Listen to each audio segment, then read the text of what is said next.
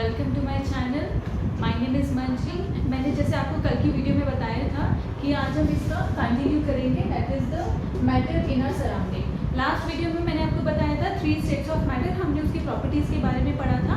आज हम पढ़ेंगे can matter change it's state, क्या मैटर अपनी स्टेट्स को चेंज कर सकते हैं। मीन्स क्या मैटर सॉलिड से लिक्विड और लिक्विड से गैस में चेंज हो सकते हैं, that is yes. A matter can change from solid to liquid and liquid to gas form, but वो कैसे change हो सकते हैं, that is आज हम वही पढ़ेंगे। जैसे मैंने आपको बताया, हम एक यूनिक एग्जाम्पल और एक एग्जाम्पल लेते हैं, that is आइस क्यूब। ठीक है, तो आइस क्यूब क्या स्टेट है, that is a solid states of matter। हमने लिया आइस क्यूब। ठीक है, अब जब आप आइस क्यूब को हीट करते हो, जब आप इसको हीट करोगे तो वो किस में चेंज होगा, ice cube will change into liquid. ठीक है, वो लिक्विड में चेंज हो जाएगा, दैट इज लिक्विड वाटर में चेंज हो जाएगा। जब आप इस लिक्विड को दोबारा हीट करेंगे तो वो किस में चेंज हो जाएगा, वाटर वेपर। आपने इसको फिर से हीट करा और ये चेंज हो गया आपका वाटर वेपर में। ठीक है, तो आपने यहाँ देखा बाय चेंजिंग द हीट आपने सॉलिड को लिक्विड में और लिक्विड को गैस में कन्वर्ट करते हो। वाटर वेपर क्या होते हैं, जब आप पानी को उबालते हैं तो भाप उड़ती है ना, that is a water vapour. तो वो क्या स्टेट हो गया है, वो गैस स्टेट हो गया है। अब क्या आप गैस को लिक्विड में और लिक्विड को सॉलिड में दोबारा से कन्वर्ट कर सकते हैं? हाँ, हम कर सकते हैं। कैसे? By cooling them. If you cool water vapor it will convert into a liquid, और जब आप लिक्विड को कूल डाउन करेंगे it will convert into an ice cube। अब मैं आपको एक एग्जांपल देती हूँ, जैसे वाटर वेपर लिक्विड पे कैसे कन्वर्ट होता है। जैसे सपोज करिए आपकी मम्मा ने कोई खाना बनाया है, ठीक है, और वो खाना बहुत गर्म है, बहुत ही ज़्यादा गर्म है। अभी अभी आपकी मम्मा स्टोव से उतारी है और वो लिड से कवर्ड है। ठीक है, जब आप आफ्टर 10 और 15 मिनट्स वो लिड को हटाते हैं तो लिड्स के ऊपर आप वाटर ड्रॉपलेट्स देखते हैं ना, right. So that is this process, water vapour converted into a liquid bye cooling down. ठीक है, ये एक हो गया how you can change water vapour into a liquid state of a matter. अब जैसे अब आप जब आप कोई एक्सपेरिमेंट करते हैं तो आप देखते हैं कि आपके पास आइस क्यूब है, आपने उस आइस क्यूब को मेल्ट करा। जब आप मेल्ट करते हैं उसकी जो टेम्परेचर है वो चेंज नहीं होती है। क्या रीज़न है चेंज नहीं होती है? वो तब तक चेंज नहीं होती है जब तक वो आइस क्यूब पूरी मेल्ट नहीं हो जाती। ठीक है, जब तक वो पूरी मेल्ट नहीं हो जाती तब तक टेम्परेचर जो है वो चेंज नहीं होता। So what is the melting temperature of a liquid? It is 273 Kelvin. That is the melting temperature. Remember, ये melting temperature है, boiling temperature नहीं है। Kelvin क्या है, ये हमारी standard unit है for heat।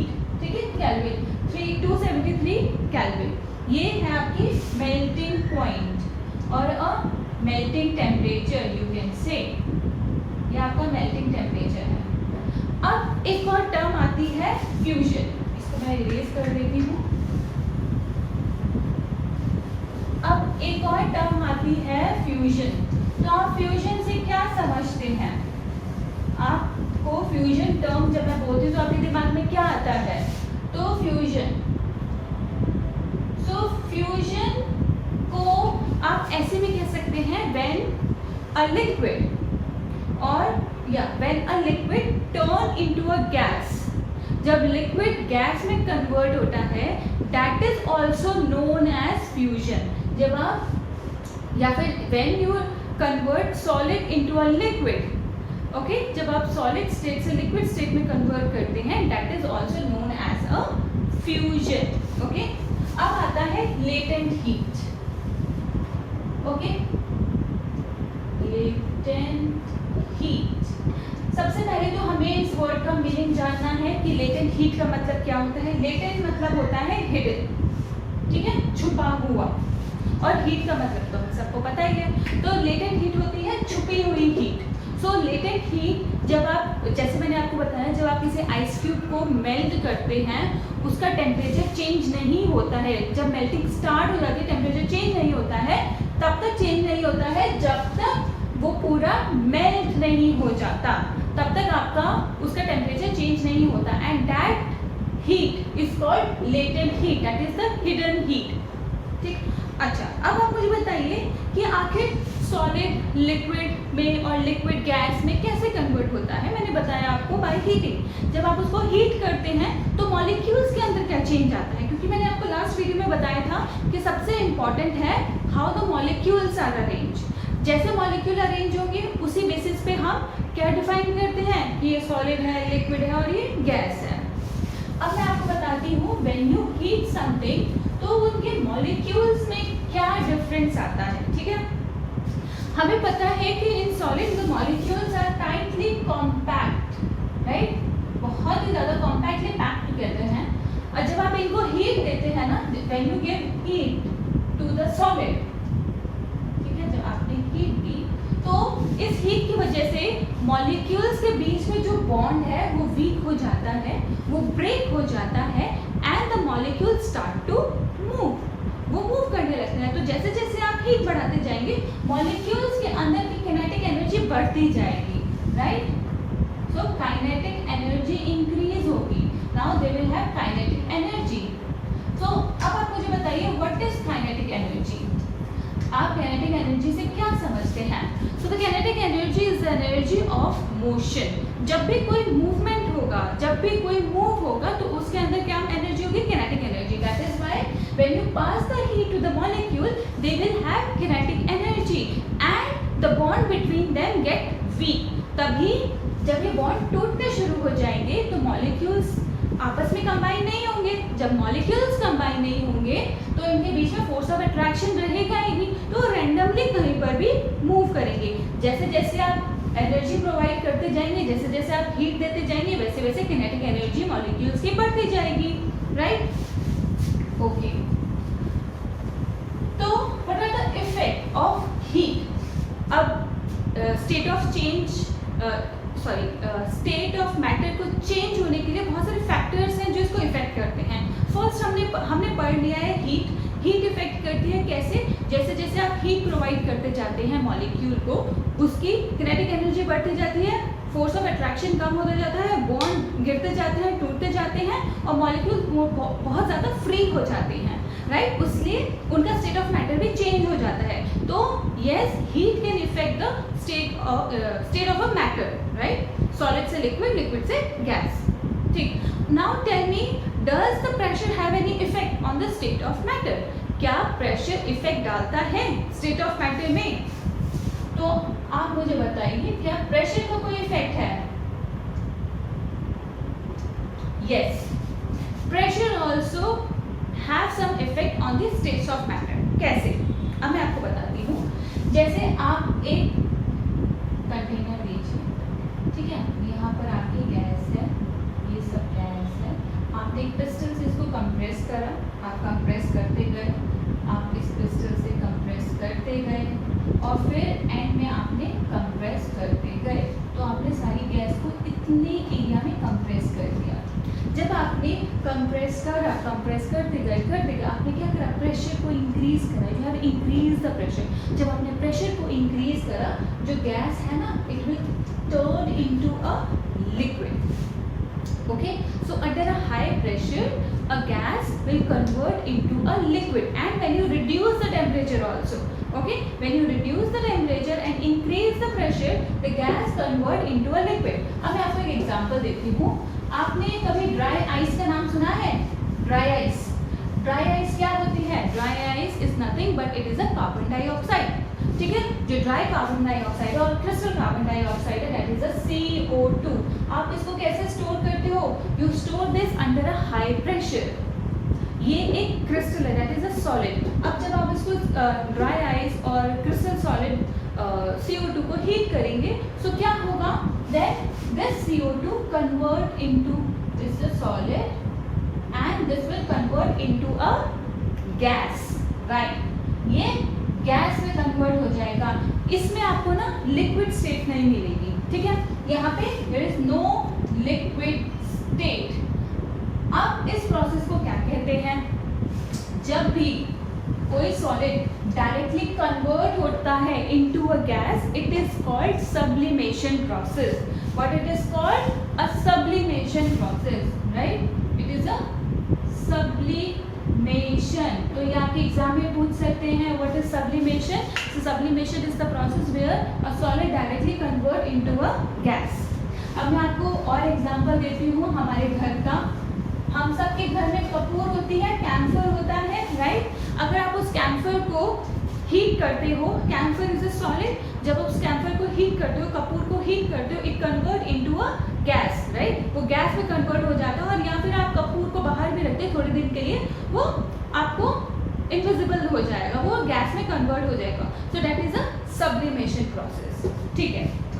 मैंने आपको बताया था 273 is the melting point, 273 Kelvin is the melting point of a liquid. अब आपको पता है 100 degree Celsius is the boiling point of a liquid. अब आप इस 100 डिग्री सेल्सियस को केल्विन में कन्वर्ट करेंगे, तो कैसे कन्वर्ट करना है? So I'll tell you, जब भी आपको डिग्री सेल्सियस को केल्विन में कन्वर्ट करना है, what you will do, 273 plus degree Celsius, मतलब आपको यहाँ पे 100 दिया है ना, तो यू विल ऐड दैट, जो भी आपको कन्वर्ट करने के लिए दिया होगा ना degree Celsius, you will add into 273 kelvin, ठीक है? तो अब हमने इसमें 100 को ऐड करा, तो आपको क्या मिलेगा? 373 kelvin. So that is a boiling point, right? So this is a boiling temperature. ये हमारा क्या हो गया? बॉइलिंग टेम्परेचर हो गया। ये हमारा क्या है? ये हमारा मेल्टिंग टेम्परेचर है, ठीक है? And they both are in kelvin, ठीक है? ओके, अब you tell me, is there any factors that can effect your evaporation process? क्या आपके इवेपोरेशन के प्रोसेस को कोई फैक्टर्स है जो इफेक्ट करते हैं? थिंक, हमें तो लगता है कि कुछ नहीं करता होगा, but yes, there are lot of factors that can affect the evaporation process. सबसे पहले है सरफेस एरिया। अब आप देखिए, इतनी गर्मी है आजकल, और जब आप बाहर कपड़े डालते हैं ना फैलाकर, तो बहुत जल्दी कपड़े सूख जाते हैं। क्यों? Because you provide the large surface area, तो वाटर बहुत ज़्यादा इवेपोरेट होता है, बहुत जल्दी इवेपोरेट हो जाता है, राइट? वैसे ही जब आप जब ह्यूमिडिटी बहुत होती है, तब जो है ना इवेपोरेशन का प्रोसेस स्लो हो जाता है। Can you tell me why? मुझे कमेंट में बताइएगा।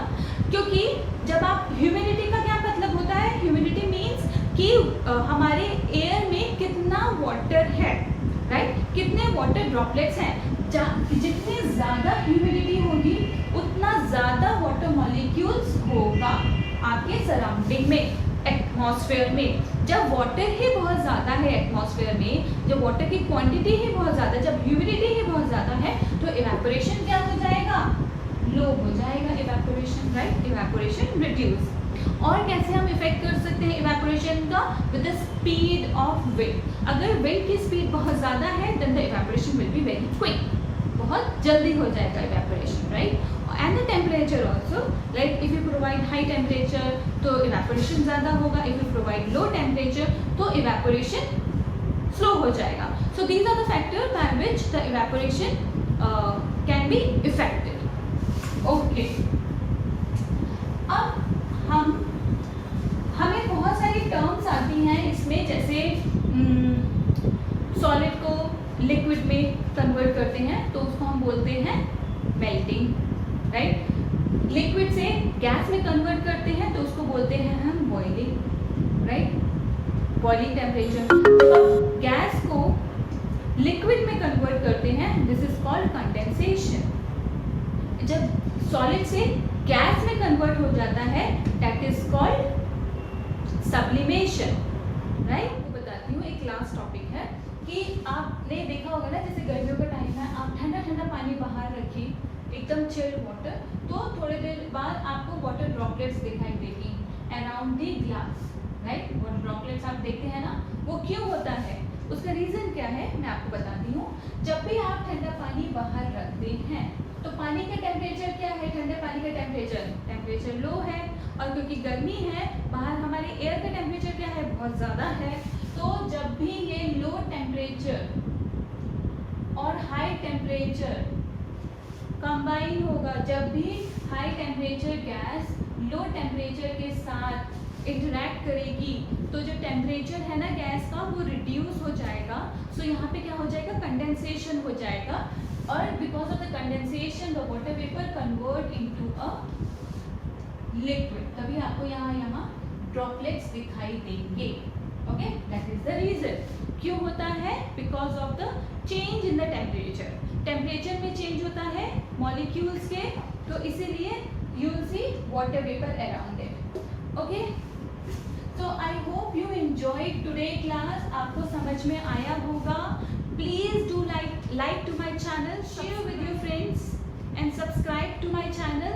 जितना ज़्यादा से ज़्यादा हो आप अपने फ्रेंड्स के साथ शेयर कीजिए, सबको बताइए, इतना इजी मेथड आपको कहीं नहीं मिलेगा।